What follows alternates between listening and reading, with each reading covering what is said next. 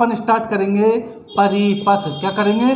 परिपथ, जिसको अपन के सर्किट बोलते हैं। तो ये परिपथ कहते किसे है और क्यों इसकी आवश्यकता हुई? तो देखो दोस्तों, परिपथ का जो अर्थ होता है परि का मतलब होता है दूसरा। परि का मतलब क्या होता है? दूसरा। और पथ का मतलब होता है रास्ता। पथ का मतलब क्या होता है? रास्ता। तो जो दूसरे का रास्ता है वो कहलाता है आपके परिपथ। क्या कहलाता है? परिपथ। अब दूसरे में आपके क्या आता है? दूसरे में आपके आदमी भी आ सकता है, ठीक है, और वस्तु भी आ सकती है। तो जो आदमी के लिए रास्ता है या किसी वस्तु के लिए रास्ता है तो वो भी अपन के परिपथ कहलाएगा। और यदि विद्युत के लिए रास्ता है तो वो भी अपन के परिपथ कहलाएगा। यदि आदमी के लिए रास्ता है तो वो कहलाएगा आम पथ। क्या कहलाएगा? आम पथ। यदि आपके वस्तु में अपन ले लेते हैं विद्युत। क्या ले लेते हैं? विद्युत। तो यदि विद्युत के लिए रास्ता है तो वो कहलाएगा विद्युत परिपथ। क्या कहलाएगा? विद्युत परिपथ। तो अपन यहां पर चर्चा कर रहे हैं विद्युत परिपथ के बारे में कि विद्युत परिपथ आपके क्या है। तो ऐसा परिपथ जिसमें होके इलेक्ट्रॉन गति करे या ऐसा परिपथ जिसमें होके विद्युत धारा का प्रवाह होता हो वो कहलाता है अपन के विद्युत परिपथ। क्या? विद्युत का किसी भी मार्ग में आवागमन जो होता है वो दो प्रकार से आपके होता है। और ये दो प्रकार से कैसे होता है दोस्तों? एक तो होता है आपके रेखीय। क्या होता है? रेखीय। और दूसरा होता है आपका अरेखीय। दूसरा कौन सा होता है? अरेखीय। तो रेखीय आपके परिपथ होता है ये डीसी से संबंधित है और अरेखीय जो होता है ये अपन का एसी से संबंधित है। अर्थात विद्युत परिपथ आपके दो प्रकार के होते हैं। विद्युत परिपथ कितने प्रकार के होते हैं? दो प्रकार के, डीसी विद्युत परिपथ और एसी विद्युत परिपथ। डीसी विद्युत परिपथ को रेखीय परिपथ बोलते हैं और एसी विद्युत परिपथ को अरेखीय परिपथ बोलते हैं। बैठी दोस्तों समझ में? एक बार फिर देख लो, आपका जो परिपथ है, परिपथ का मतलब होता है इलेक्ट्रॉन या विद्युत धारा का आवागमन। यानी जिस मार्ग में होके विद्युत धारा आपके एक स्थान से दूसरे स्थान तक पहुंचती है या प्लस से आपके माइनस तक पहुंचती है या फेज से आपके न्यूट्रल तक पहुंचती है, वो मार्ग आपका पूरा की पूरा परिपथ कहलाता है। और वो मार्ग आपके दो प्रकार का होता है, एक होता है रेखीय मार्ग, एक होता है अरेखीय मार्ग। जो मार्ग आपका बिल्कुल सीधा हो, जिसमें किसी भी प्रकार का आपके उतार चढ़ाव ना हो, वो कहलाता है रेखीय मार्ग। और जिसमें आपके उतार चढ़ाव हो, जो कई रास्तों से चलता हो, वो कहलाता है अरेखीय मार्ग। रेखीय मार्ग जो है वो डीसी से संबंधित है, अरेखीय मार्ग वो है वो एसी से संबंधित है। तो श्योर है आपका जो परिपथ है ये परिपथ आपके दो प्रकार का होता है, डीसी परिपथ और एसी परिपथ। तो यहां पर अपन चर्चा करेंगे एसी और डीसी परिपथ के बारे में। ठीक है दोस्तों, आगे समझ में। अब देखो, ये दोनों की दोनों रेखीय और अरेखीय जो है आपके, वो आपके पैरामीटर से संबंधित है। किससे संबंधित है? पैरामीटर से संबंधित है। तो अपन ये देख लेते हैं कि ये पैरामीटर क्या है। पैरामीटर, ठीक है, पैरामीटर,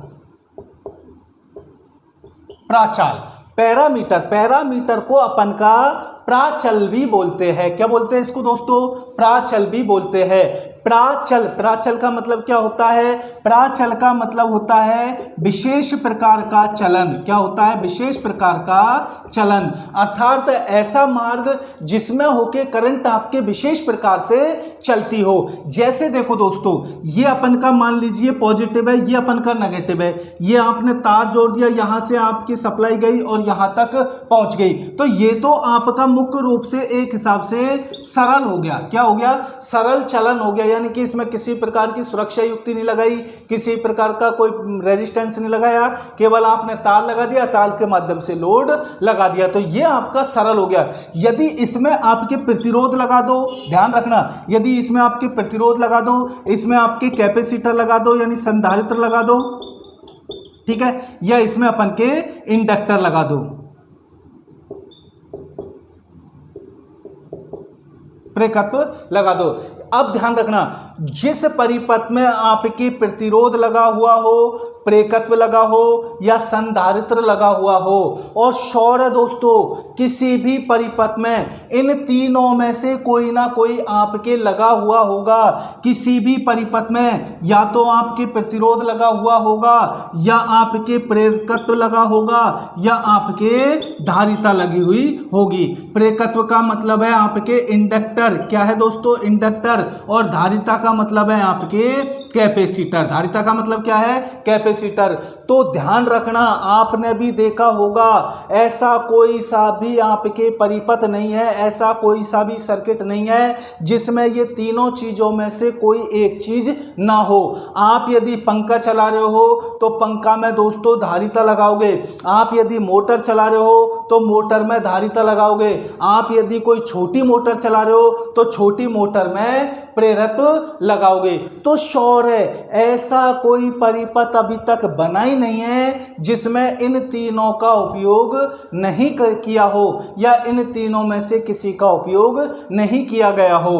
तो सीधी सी बात है, किसी भी परिपथ में लगा हुआ प्रतिरोध, लगा हुआ प्रेरकत्व, लगा हुआ धारिता, ये तीनों की तीनों अपन के पैरामीटर कहलाते हैं। क्या कहलाते हैं, पैरामीटर कहलाते हैं। अर्थात आप ये कह सकते हो किसी भी परिपथ में प्रतिरोध, प्रेरकत्व और धारिता यदि लगे हुए हो तो वो परिपथ आपके पैरामीटर परिपथ कहलाता है, या उसको अपन प्राचल परिपथ भी बोल सकते हैं। क्या बोल सकते हैं, प्राचल परिपथ भी बोल सकते हैं। तो इन तीनों में से कोई ना कोई आपके सर्किट में लगा हुआ मिलेगा। यदि इन तीनों में से कोई भी आपको सर्किट में लगा हुआ नहीं मिले, जैसे कि आपके केवल ये है, ठीक है, अब इसमें आपके किसी भी प्रकार का नहीं लग रहा, लेकिन ये जो बाइंडिंग लग रही है ना दोस्तों, ये आपके इंडक्टर का काम करेगी, प्रेरकत्व का काम करेगी।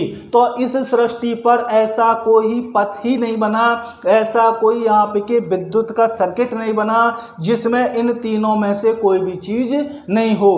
तो सौर है, सारे परिपथों में आपके या तो प्रतिरोध मिलेगा, या प्रेरकत्व मिलेगा, या धारिता मिलेगी। इन तीनों में से कोई ना कोई आपको मिलेगा, और इन तीनों के योग को, ये तीनों यदि लगे हुए हैं, इन तीनों में से कोई सा भी यदि लगा हुआ है तो उसको अपन पैरामीटर बोलते हैं। क्या बोलते हैं, पैरामीटर बोलते हैं। इसके अनुसार ही प्रतिरोध जो आपके लगे हैं इन तीनों, ठीक है, इन तीनों के अनुसार ही आपका जो पैरामीटर है, ये पैरामीटर आपके दो प्रकार का होता है। पैरामीटर कितने प्रकार का होता है, दो प्रकार का होता है। पहला होता है रेखीय परिपथ, पहला कौन सा होता है, रेखीय परिपथ। दूसरा होता है आपके अरेखीय परिपथ। अब ध्यान से देखना दोस्तों, यानी कि ये आपकी समझ में आ गया पैरामीटर किसे कहते हैं। पैरामीटर का मतलब होता है किसी भी परिपथ में लगा हुआ प्रतिरोध, लगा हुआ प्रेरकत्व, ध्यान रखना, लगा हुआ प्रेरकत्व और लगी हुई धारिता, यदि ये तीनों किसी भी परिपथ में लगा हुआ हो तो वो परिपथ पैरामीटर परिपथ कहलाता है। पैरामीटर परिपथ आपके दो प्रकार का होता है, एक होता है रेखीय परिपथ और एक होता है अरेखीय परिपथ। अब ध्यान रखना, जिस परिपथ में आपके केवल R लगा हुआ हो, या जिस परिपथ में केवल आपके क्या लगा हुआ हो, प्रतिरोध लगा हुआ हो, वो परिपथ आपके रेखीय परिपथ कहलाता है। और प्रतिरोध दोस्तों, प्रतिरोध केवल और केवल डीसी में उपयोग किया जाता है, एसी में प्रतिरोध का उपयोग नहीं किया जाता है। मैंने आपको इससे अगली कक्षा में भी बता दिया था कि प्रतिरोध का उपयोग केवल अपन डीसी के लिए करते हैं, एसी के लिए प्रतिरोध का उपयोग नहीं करते। तो जिस परिपथ में आपके प्रतिरोध लगा हुआ होगा वो परिपथ आपके रेखीय परिपथ कहलाएगा, और प्रतिरोध आपका डीसी में लगा होता है। तो इसका मतलब यह है कि जो परिपथ आपके ओम के नियम की पालना करता हो, जो परिपथ आपके ओम के नियम की पालना करता हो, वो परिपथ आपके रेखीय परिपथ कहलाता है। बैठी दोस्तों समझ में। अब ओम के नियम की पालना करने का मतलब क्या है? ओम के नियम की पालना करने का मतलब है B बराबर आई आर, यानी कि आपके रेजिस्टेंस स्थिर होगा। उस कंडीशन में वोल्टेज और जो करंट है वो आपके एक दूसरे के अनुपात में परिवर्तित होगी, एक दूसरे के अनुपात में परिवर्तित होगी। आपके अरेखीय परिपथ, तो अरेखीय परिपथ का मतलब है जिसमें आपके प्रेरकत्व प्लस धारिता लगा हुआ हो। क्या? जिसमें आपके प्रेरकत्व ऑब्लिक धारिता लगा हुआ हो, और ये दोनों की दोनों केवल और केवल एसी में लगाए जाते हैं। किस में लगाए जाते हैं? एसी में लगाए जाते हैं। ये अच्छी तरह फिक्स कर लेना दोस्तों कि प्रतिरोध केवल डीसी में लगाया जाता है और प्रेरकत्व और धारिता यानी इंडक्टर और जो कैपेसिटर है दोस्तों ये एसी में लगाया जाता है। तो अरेखीय जो परिपथ है वो एसी से संबंधित है। किससे संबंधित है? एसी से संबंधित है। तो यहां पर आपके जो वोल्टेज और करंट आपके परिपथ में चलेगी, तो वोल्टेज और करंट आपके परिपथ में एक दूसरे के समानुपात में चलेगी। किस में चलेगी दोस्तों? समानुपात में चलेगी। यदि वोल्टेज बढ़ेगा तो करंट भी बढ़ेगी, यदि वोल्टेज घटेगा तो आपके करंट भी घटेगी, और यहां पर एक दूसरे के विलोम में चलेगी। ध्यान से देख इसके बारे में। रेखीय परिपथ, रेखीय परिपथ या रेखीय परिपथ। अब ध्यान रखो, यहां पर चर्चा करते हैं अपन रेखीय परिपथ या डीसी परिपथ के बारे में।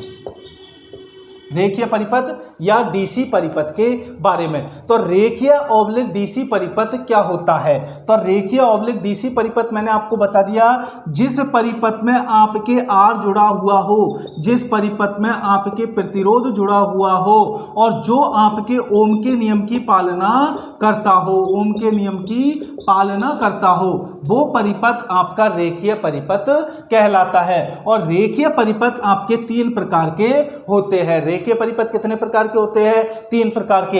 इसको नोट कर लेना दोस्तों, क्योंकि देखो इससे संबंधित आपके एग्जाम में एक क्वेश्चन पूछा जाता है और वो क्वेश्चन को आप नोट कर लेना दोस्तों, ठीक है। तो जो परिपथ है, रेखीय परिपथ है, ये आपके तीन प्रकार के होते हैं। कितने प्रकार के होते हैं? तीन प्रकार के होते हैं। अब ये कैसा परिपथ होता है? कोई भी आपके स्रोत जुड़ा हुआ होता है, स्रोत के बाद आपके स्विच जुड़ा हुआ होगा, ठीक है, स्विच के बाद आपके रेजिस्टेंस लगा हुआ होगा और रेजिस्टेंस के बाद आपकी सप्लाई होगी, ठीक है। तो ये जो परिपथ होगा आपके दोस्तों, ये आपका रेखीय परिपथ होगा। कौन सा परिपथ होगा?